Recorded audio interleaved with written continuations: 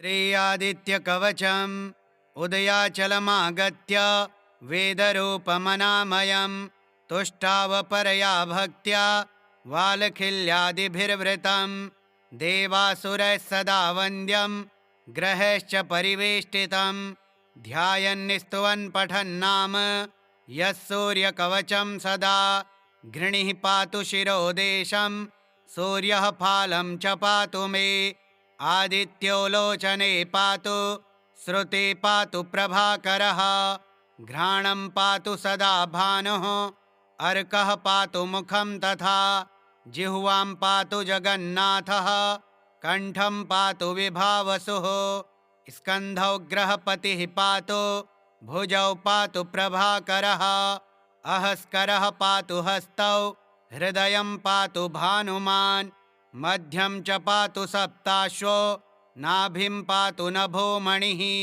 द्वादशात्मा कटिं पातु सविता पातु सृक्किणी ऊरो पातु सुरश्रेष्ठो जानुनी पातु भास्करः जङ्घे पातु च मार्तण्डो गलं पातु त्विषाम्पतिः पादौ ब्रध्नः सदा पातु मित्रोऽपि सकलं वपुः वेदत्रयात्मकः स्वामिन् नारायण जगत्पते अयातयामं तं किञ्चिद् वेदरूपः प्रभाकरः स्तोत्रेणानेन सन्तुष्टो वालखिल्यादिभिर्वृतः साक्षाद्वेदमयो देवो रथारूढः समागतः तं दृष्ट्वा सहसोत्थाय दण्डवत् प्रणमन् भुवि कृताञ्जलिपुटो भूत्वा सूर्यस्याग्रे स्थितस्तदा वेदमूर्तिर्महाभागो ज्ञानदृष्टिर्विचार्य च ब्रह्मणा स्थापितं पूर्वं यातयामविवर्जितं सत्त्वप्रधानं शुक्लाख्यं वेदरूपमनामयं शब्दब्रह्ममयं वेदं सत्कर्म ब्रह्मवाचकं मुनिमध्यापयामास प्रथमं सविता स्वयं तेन प्रथमदत्तेन वेदेन परमेश्वरः याज्ञवल्क्यो मुनिश्रेष्ठः कृतकृत्योऽभवत्तदा ऋगादिसकलान् वेदान् ज्ञातवान् सूर्यसन्निधौ इदं प्रोक्तं महापुण्यं पवित्रं पापनाशनं यः पठेत् शृणुयाद्वापि सर्वपापः प्रमुच्यते वेदार्थज्ञानसम्पन्नः सूर्यलोकमवाप्नुयात् उदयाचलमागत्य वेदरूपमनामयं तुष्टावपरया भक्त्या वालखिल्यादिभिर्वृतं देवासुरैः सदा वन्द्यं ग्रहैश्च परिवेष्टितं ध्यायन्निस्तुवन् पठन्नाम यः सूर्यकवचं सदा घृणिः पातु शिरोदेशं सूर्यः फालं च पातु मे आदित्यो लोचने पातु श्रुते पातु प्रभाकरः घ्राणं पातु सदा भानुः अर्कः पातु मुखं तथा जिह्वां पातु जगन्नाथः कण्ठं पातु विभावसुः स्कन्धौ ग्रहपतिः पातु भुजौ पातु प्रभाकरः अहस्करः पातु हस्तौ हृदयं पातु भानुमान् मध्यं च पातु सप्ताश्वो नाभिं पातु नभोमणिः द्वादशात्मा कटिं पातु सविता पातु सृक्किणी ऊरो पातु सुरश्रेष्ठो जानुनी पातु भास्करः जङ्घे पातु च मार्तण्डो गलं पातु त्विषाम्पतिः पादौ ब्रध्नः सदा पातु मित्रोऽपि सकलं वपुः वेदत्रयात्मकः स्वामिन् नारायण जगत्पते अयातयामं तं किञ्चिद् वेदरूपः प्रभाकरः स्तोत्रेणानेन सन्तुष्टो वालखिल्यादिभिर्वृतः साक्षाद्वेदमयो देवो रथारूढः समागतः तं दृष्ट्वा सहसोत्थाय दण्डवत् प्रणमन् भुवि कृताञ्जलिपुटो भूत्वा सूर्यस्याग्रे स्थितस्तदा वेदमूर्तिर्महाभागो ज्ञानदृष्टिर्विचार्य च ब्रह्मणा स्थापितं पूर्वं यातयामविवर्जितं सत्त्वप्रधानं शुक्लाख्यं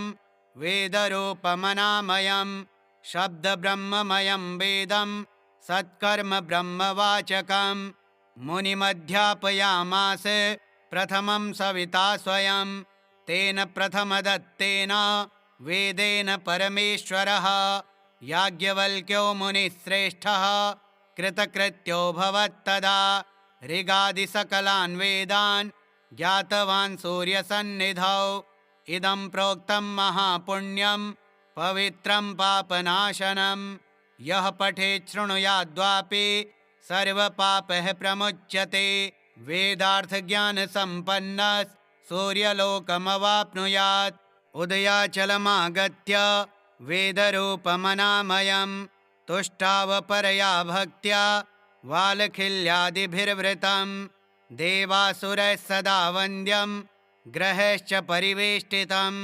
ध्यायन्निस्तुवन् पठन्नाम यः सूर्यकवचं सदा घृणिः पातु शिरोदेशं सूर्यः फालं च पातु मे आदित्यो लोचने पातु श्रुते पातु प्रभाकरः घ्राणं पातु सदा भानुः अर्कः पातु मुखं तथा जिह्वां पातु जगन्नाथः कण्ठं पातु विभावसुः स्कन्धौ ग्रहपतिः पातु भुजौ पातु प्रभाकरः अहस्करः पातु हस्तौ हृदयं पातु भानुमान् मध्यं च पातु सप्ताश्वो नाभिं पातु नभोमणिः द्वादशात्मा कटिं पातु सविता पातु सृक्किणी ऊरो पातु सुरश्रेष्ठो जानुनी पातु भास्करः जङ्घे पातु च मार्तण्डो गलं पातु त्विषाम्पतिः पादौ ब्रध्नः सदा पातु मित्रोऽपि सकलं वपुः वेदत्रयात्मकः स्वामिन् नारायण जगत्पते अयातयामं तं किञ्चित् वेदरूपः प्रभाकरः स्तोत्रेणानेन सन्तुष्टो वालखिल्यादिभिर्वृतः साक्षाद्वेदमयो देवो रथारूढः समागतः तं दृष्ट्वा सहसोत्थाय दण्डवत् प्रणमन् भुवि कृताञ्जलिपुटो भूत्वा सूर्यस्याग्रे स्थितस्तदा वेदमूर्तिर्महाभागो ज्ञानदृष्टिर्विचार्य च ब्रह्मणा स्थापितं पूर्वं यातयामविवर्जितं सत्त्वप्रधानं शुक्लाख्यं वेदरूपमनामयं शब्दब्रह्ममयं वेदं सत्कर्म ब्रह्मवाचकं मुनिमध्यापयामास प्रथमं सविता स्वयं तेन प्रथमदत्तेन वेदेन परमेश्वरः याज्ञवल्क्यो मुनिश्रेष्ठः कृतकृत्योऽभवत्तदा ऋगादिसकलान् वेदान् ज्ञातवान् सूर्यसन्निधौ इदं प्रोक्तं महापुण्यं पवित्रं पापनाशनं यः पठेत् शृणुयाद्वापि सर्वपापः प्रमुच्यते वेदार्थज्ञानसम्पन्नः सूर्यलोकमवाप्नुयात् उदयाचलमागत्य वेदरूपमनामयं तुष्टावपरया भक्त्या वालखिल्यादिभिर्वृतं देवासुरैः सदा वन्द्यं ग्रहैश्च परिवेष्टितं ध्यायन्निस्तुवन् पठन्नाम यः सूर्यकवचं सदा घृणिः पातु शिरोदेशं सूर्यः फालं च पातु मे आदित्यो लोचने पातु श्रुते पातु प्रभाकरः घ्राणं पातु सदा भानुः अर्कः पातु मुखं तथा जिह्वां पातु जगन्नाथः कण्ठं पातु विभावसुः स्कन्धौ ग्रहपतिः पातु भुजौ पातु प्रभाकरः अहस्करः पातु हस्तौ हृदयं पातु भानुमान् मध्यं च पातु सप्ताश्वो नाभिं पातु नभोमणिः द्वादशात्मा कटिं पातु सविता पातु सृक्किणी ऊरो पातु सुरश्रेष्ठो जानुनी पातु भास्करः जङ्घे पातु च मार्तण्डो गलं पातु त्विषाम्पतिः पादौ ब्रध्नः सदा पातु मित्रोऽपि सकलं वपुः वेदत्रयात्मकः स्वामिन् नारायण जगत्पते अयातयामं तं किञ्चित् वेदरूपः प्रभाकरः स्तोत्रेणानेन सन्तुष्टो वालखिल्यादिभिर्वृतः साक्षाद्वेदमयो देवो रथारूढः समागतः तं दृष्ट्वा सहसोत्थाय दण्डवत् प्रणमन् भुवि कृताञ्जलिपुटो भूत्वा सूर्यस्याग्रे स्थितस्तदा वेदमूर्तिर्महाभागो ज्ञानदृष्टिर्विचार्य च ब्रह्मणा स्थापितं पूर्वं यातयामविवर्जितं सत्त्वप्रधानं शुक्लाख्यं वेदरूपमनामयं शब्दब्रह्ममयं वेदं सत्कर्म ब्रह्मवाचकं मुनिमध्यापयामास प्रथमं सविता स्वयं तेन प्रथमदत्तेन वेदेन परमेश्वरः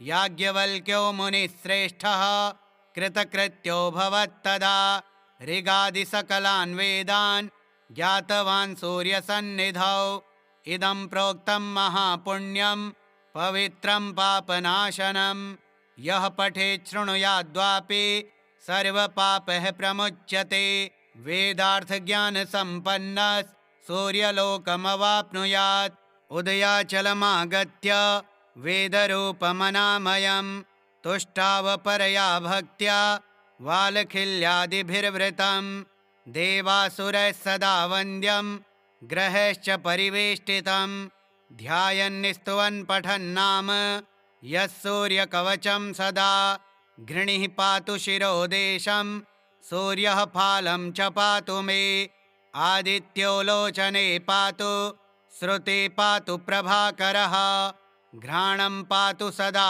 भानुः अर्कः पातु मुखं तथा जिह्वां पातु जगन्नाथः कण्ठं पातु विभावसुः स्कन्धौ ग्रहपतिः पातु भुजौ पातु प्रभाकरः अहस्करः पातु हस्तौ हृदयं पातु भानुमान् मध्यं च पातु सप्ताश्वो नाभिं पातु नभोमणिः द्वादशात्मा कटिं पातु सविता पातु सृक्किणी ऊरो पातु सुरश्रेष्ठो जानुनी पातु भास्करः जङ्घे पातु च मार्तण्डो गलं पातु त्विषाम्पतिः पादौ ब्रध्नः सदा पातु मित्रोऽपि सकलं वपुः वेदत्रयात्मकः स्वामिन् नारायण जगत्पते अयातयामं तं किञ्चित् वेदरूपः प्रभाकरः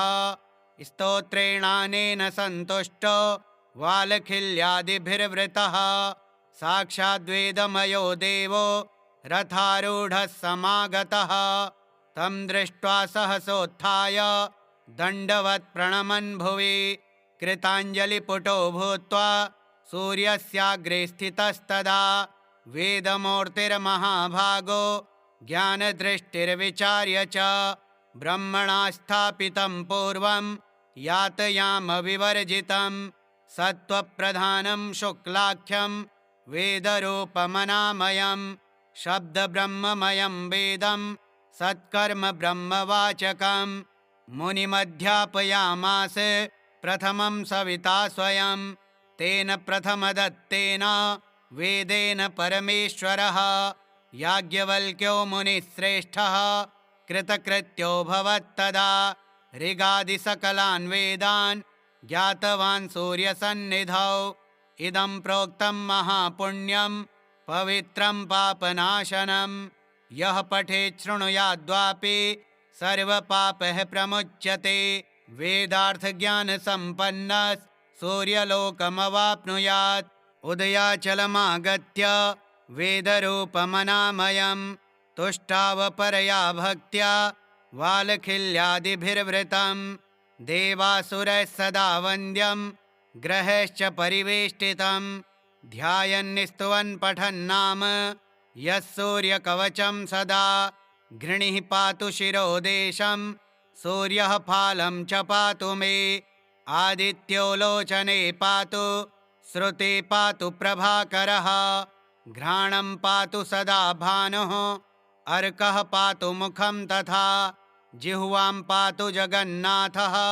कण्ठं पातु विभावसुः स्कन्धौ ग्रहपतिः पातु भुजौ पातु प्रभाकरः अहस्करः पातु हस्तौ हृदयं पातु भानुमान् मध्यं च पातु सप्ताश्वो नाभिं पातु नभोमणिः द्वादशात्मा कटिं पातु सविता पातु सृक्किणी ऊरो पातु सुरश्रेष्ठो जानुनी पातु भास्करः जङ्घे पातु च मार्तण्डो गलं पातु त्विषाम्पतिः पादौ ब्रध्नः सदा पातु मित्रोऽपि सकलं वपुः वेदत्रयात्मकः स्वामिन् नारायण जगत्पते अयातयामं तं किञ्चित् वेदरूपः प्रभाकरः स्तोत्रेणानेन सन्तुष्टो वालखिल्यादिभिर्वृतः साक्षाद्वेदमयो देवो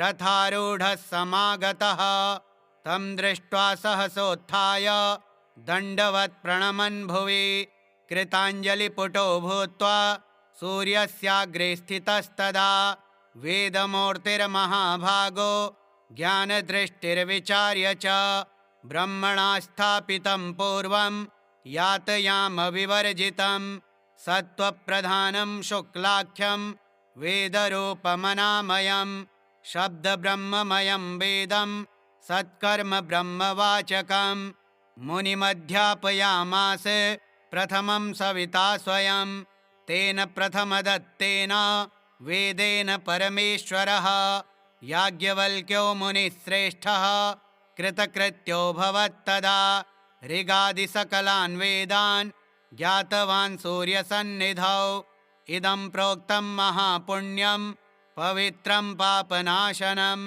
यः पठेत् शृणुयाद्वापि सर्वपापः प्रमुच्यते वेदार्थज्ञानसम्पन्नः सूर्यलोकमवाप्नुयात् उदयाचलमागत्य वेदरूपमनामयं तुष्टावपरया भक्त्या वालखिल्यादिभिर्वृतं देवासुरैः सदा वन्द्यं ग्रहैश्च परिवेष्टितं ध्यायन्निस्तुवन् पठन्नाम यः सूर्यकवचं सदा घृणिः पातु शिरोदेशं सूर्यः फालं च पातु मे आदित्यो लोचने पातु श्रुते पातु प्रभाकरः घ्राणं पातु सदा भानुः अर्कः पातु मुखं तथा जिह्वां पातु जगन्नाथः कण्ठं पातु विभावसुः स्कन्धौ ग्रहपतिः पातु भुजौ पातु प्रभाकरः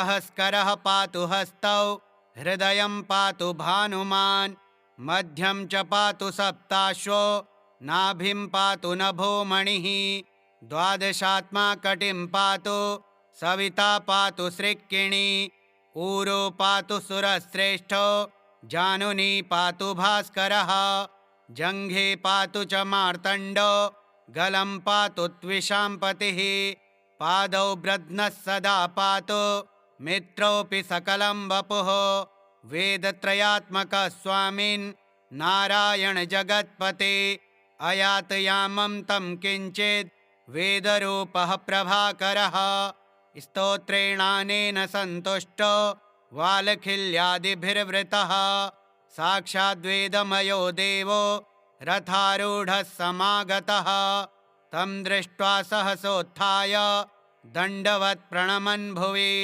कृताञ्जलिपुटो भूत्वा सूर्यस्याग्रे स्थितस्तदा वेदमूर्तिर्महाभागो ज्ञानदृष्टिर्विचार्य च ब्रह्मणा स्थापितं पूर्वं यातयामविवर्जितं सत्त्वप्रधानं शुक्लाख्यं वेदरूपमनामयं शब्दब्रह्ममयं वेदं सत्कर्म ब्रह्मवाचकं मुनिमध्यापयामास प्रथमं सविता स्वयं तेन प्रथमदत्तेन वेदेन परमेश्वरः याज्ञवल्क्यो मुनिश्रेष्ठः कृतकृत्यो भवत्तदा ऋगादिसकलान् वेदान् ज्ञातवान् सूर्यसन्निधौ इदं प्रोक्तं महापुण्यं पवित्रं पापनाशनं यः पठेत् शृणुयाद्वापि सर्वपापः प्रमुच्यते। वेदार्थज्ञानसम्पन्नः सूर्यलोकमवाप्नुयात्। उदयाचलमागत्य वेदरूपमनामयम् तुष्टावपरया भक्त्या वालखिल्यादिभिर्वृतम्। देवासुरः सदा वन्द्यम् ग्रहैश्च परिवेष्टितम्। ध्यायन्निस्तुवन् पठन्नाम यः सूर्यकवचं सदा। घृणिः पातु शिरोदेशं सूर्यः फालं च पातु मे। आदित्यो लोचने पातु श्रुते पातु प्रभाकरः। घ्राणं पातु सदा भानुः अर्कः पातु मुखं तथा। जिह्वां पातु जगन्नाथः कण्ठं पातु विभावसुः। स्कन्धौ ग्रहपतिः पातु भुजौ पातु प्रभाकरः। अहस्करः पातु हस्तौ हृदयं पातु भानुमान्। मध्यं च पातु सप्ताश्वो नाभिं पातु नभोमणिः। द्वादशात्मा कटिं पातु सविता पातु सृक्किणी। ऊरो पातु सुरश्रेष्ठो जानुनी पातु भास्करः। जङ्घे पातु च मार्तण्डो गलं पातु त्विषाम्पतिः। पादौ ब्रध्नः सदा पातु मित्रोऽपि सकलं वपुः। वेदत्रयात्मकः स्वामिन् नारायण जगत्पते। अयातयामं तं किञ्चित् वेदरूपः प्रभाकरः। स्तोत्रेणानेन सन्तुष्टो वालखिल्यादिभिर्वृतः। साक्षाद्वेदमयो देवो रथारूढः समागतः। तं दृष्ट्वा सहसोत्थाय दण्डवत् प्रणमन् भुवि। कृताञ्जलिपुटो भूत्वा सूर्यस्याग्रे स्थितस्तदा। वेदमूर्तिर्महाभागो ज्ञानदृष्टिर्विचार्य च। ब्रह्मणा स्थापितं पूर्वं यातयामविवर्जितं। सत्त्वप्रधानं शुक्लाख्यं वेदरूपमनामयम्। शब्दब्रह्ममयं वेदं सत्कर्म ब्रह्मवाचकम्। मुनिमध्यापयामास प्रथमं सविता स्वयं। तेन प्रथमदत्तेन वेदेन परमेश्वरः। याज्ञवल्क्यो मुनिश्रेष्ठः कृतकृत्यो भवत्तदा। ऋगादिसकलान् वेदान् ज्ञातवान् सूर्यसन्निधौ। इदं प्रोक्तं महापुण्यं पवित्रं पापनाशनं। यः पठेत् शृणुयाद्वापि सर्वपापः प्रमुच्यते। वेदार्थज्ञानसम्पन्नः सूर्यलोकमवाप्नुयात्। उदयाचलमागत्य वेदरूपमनामयम् तुष्टावपरया भक्त्या वालखिल्यादिभिर्वृतम्। देवासुरः सदा वन्द्यम् ग्रहैश्च परिवेष्टितम्। ध्यायन्निस्तुवन् पठन्नाम यः सूर्यकवचं सदा। घृणिः पातु शिरोदेशं सूर्यः फालं च पातु मे। आदित्यो लोचने पातु श्रुते पातु प्रभाकरः। घ्राणं पातु सदा भानुः अर्कः पातु मुखं तथा। जिह्वां पातु जगन्नाथः कण्ठं पातु विभावसुः। स्कन्धौ ग्रहपतिः पातु भुजौ पातु प्रभाकरः। अहस्करः पातु हस्तौ हृदयं पातु भानुमान्। मध्यं च पातु सप्ताश्वो नाभिं पातु नभोमणिः।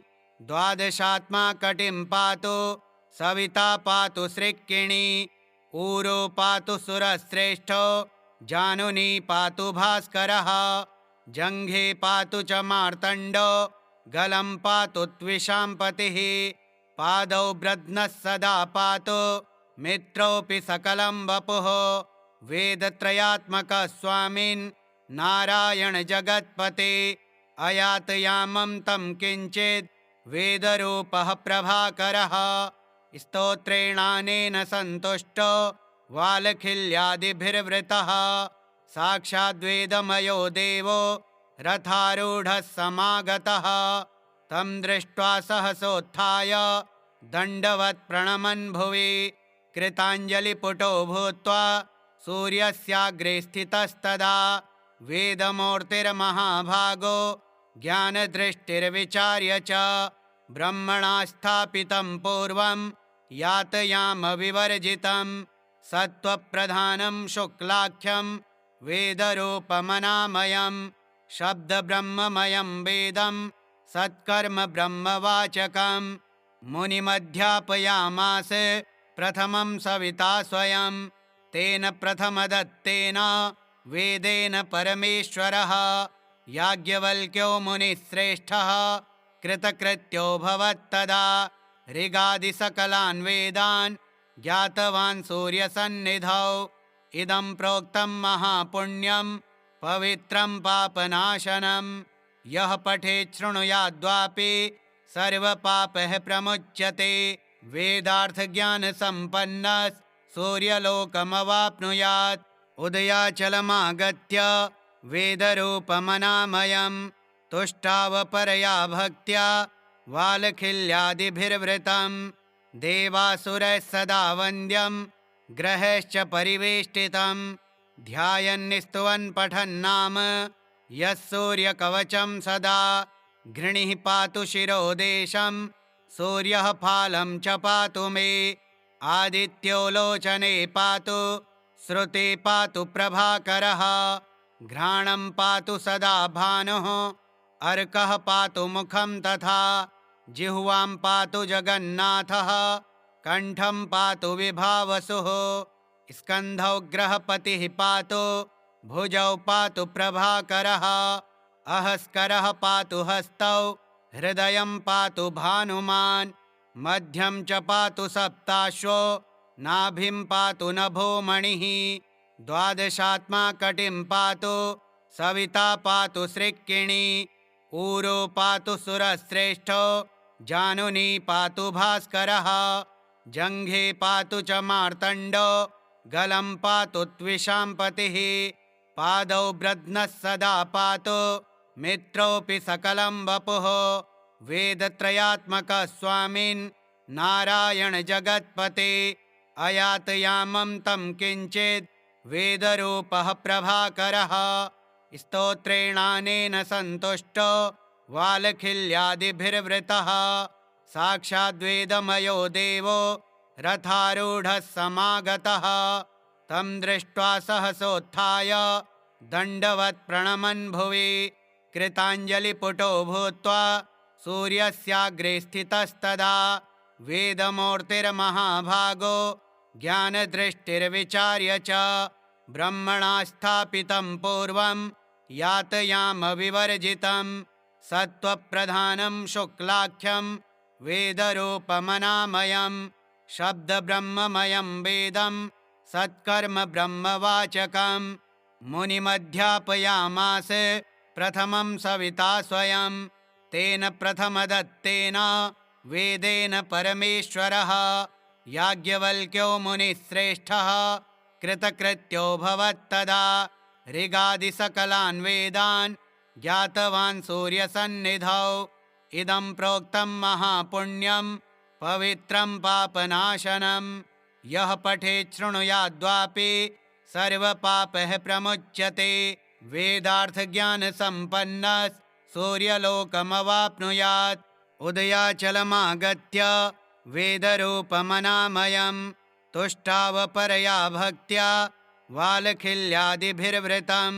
देवासुरः सदा वन्द्यं ग्रहैश्च परिवेष्टितं ध्यायन्निस्तुवन् पठन्नाम यः सूर्यकवचं सदा घृणिः पातु शिरोदेशं सूर्यः फालं च पातु मे आदित्यो लोचने पातु श्रुते पातु प्रभाकरः घ्राणं पातु सदा भानुः अर्कः पातु मुखं तथा जिह्वां पातु जगन्नाथः कण्ठं पातु विभावसुः स्कन्धौ ग्रहपतिः पातु भुजौ पातु प्रभाकरः अहस्करः पातु हस्तौ हृदयं पातु भानुमान् मध्यं च पातु सप्ताश्वो नाभिं पातु नभोमणिः द्वादशात्मा कटिं पातु सविता पातु सृक्किणी ऊरो पातु सुरश्रेष्ठो जानुनी पातु भास्करः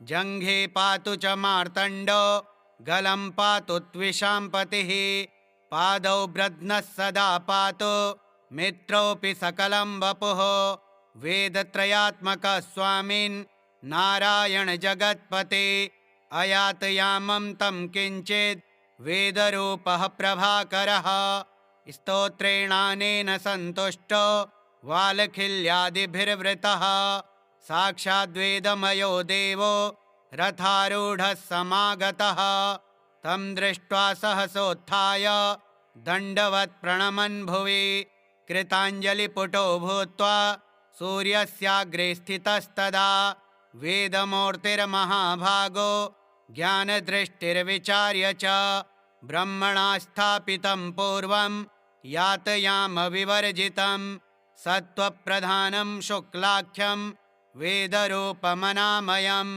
शब्दब्रह्ममयं वेदं सत्कर्म ब्रह्मवाचकं मुनिमध्यापयामास प्रथमं सविता स्वयं तेन प्रथमदत्तेन वेदेन परमेश्वरः याज्ञवल्क्यो मुनिश्रेष्ठः कृतकृत्यो भवत्तदा ऋगादिसकलान् वेदान् ज्ञातवान् सूर्यसन्निधौ इदं प्रोक्तं महापुण्यं पवित्रं पापनाशनं यः पठेत् शृणुयाद्वापि सर्वपापः प्रमुच्यते वेदार्थज्ञानसम्पन्नः सूर्यलोकमवाप्नुयात्।